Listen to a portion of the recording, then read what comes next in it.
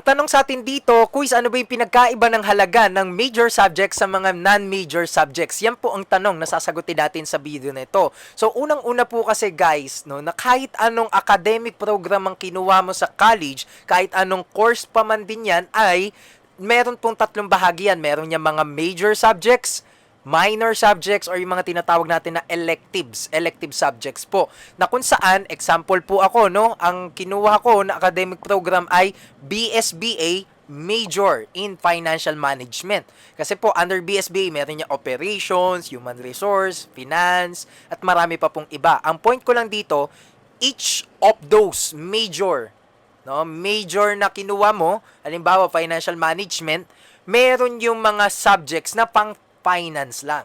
Pang-finance lang. Ibig sabihin po nito, iba-iba po ng subjects sa bawat major.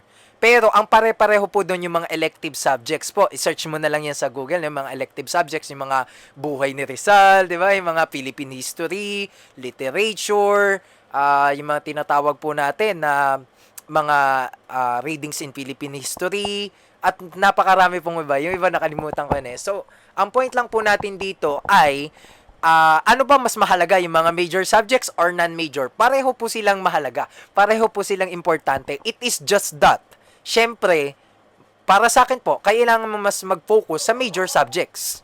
Kasi ayan yung pinaka mismong inaaral mo eh. Kaya nga yung iba, hindi na masyadong pinagpopokusan yung ibang subjects. Kailangan pa rin naman mag-focus. Pero what do I mean by that? Syempre, yung mismong aaralin mo, yung mga mismong major subjects.